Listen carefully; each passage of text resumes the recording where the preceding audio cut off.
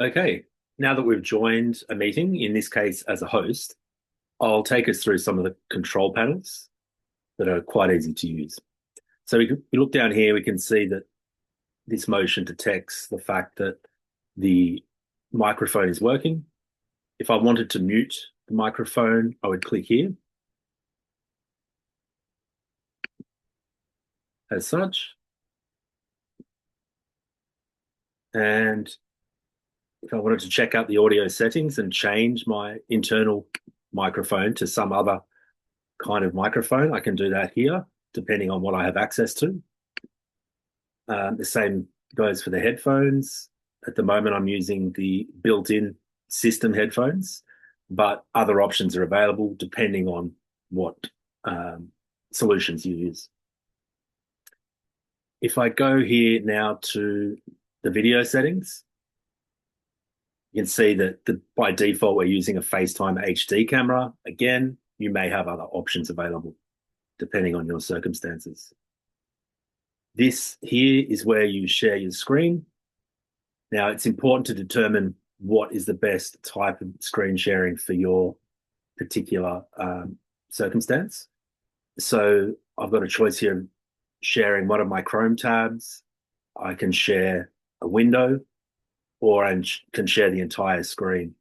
You've got to be careful when sharing the entire screen because it could cause an infinity screen, um, which just repeats on itself.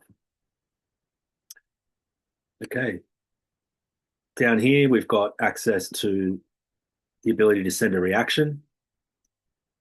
These reactions, you might agree with what someone said, or you might be clapping someone for an achievement. You can laugh. You can see it's all fairly self-explanatory. Here, you've got closed captions. So this is some functionality that allows captioning of what's being spoken. It's quite effective and accurate. And if you have the AI functionality through like a premium option, you can also change the language that comes up here. It translates it for you, which is pretty nifty.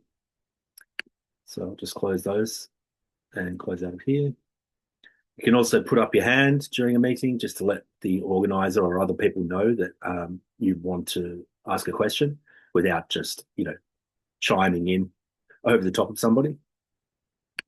And here you've got your settings. So you can manage your recording, you can change the layout, you can use full screen, you can change your background effects. I'll just show you, for example. I could change, for example, to a filter. We all know about that famous cat filter where the lawyer couldn't remove it and had to have his face look like a cat for a very important meeting. Um, with the backgrounds, I've selected a professional background that's provided here.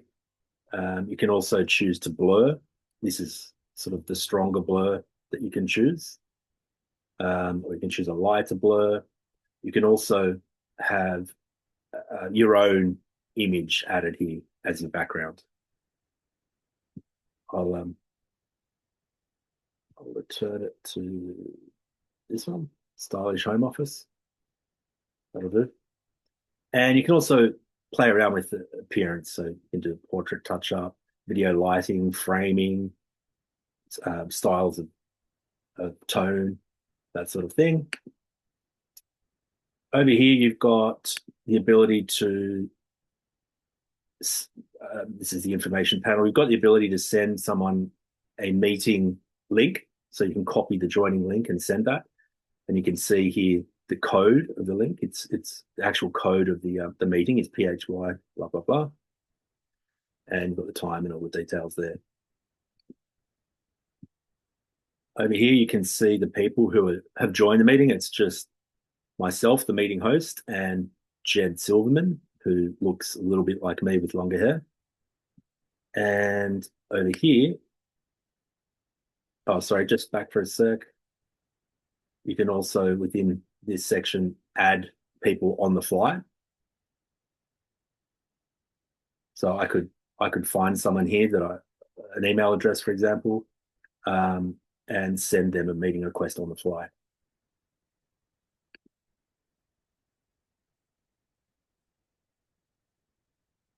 Here you can pin a message, and here we have the various featured add-ons, um, which I wouldn't worry about too much now.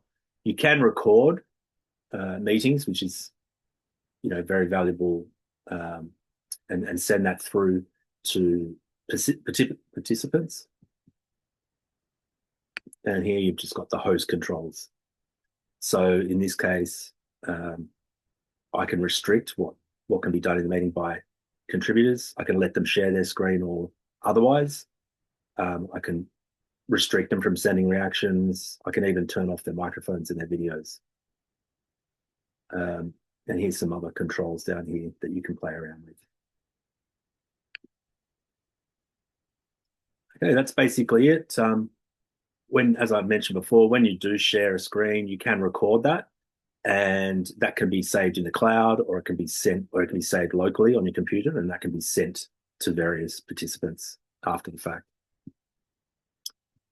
That's about it for now. Thanks for joining.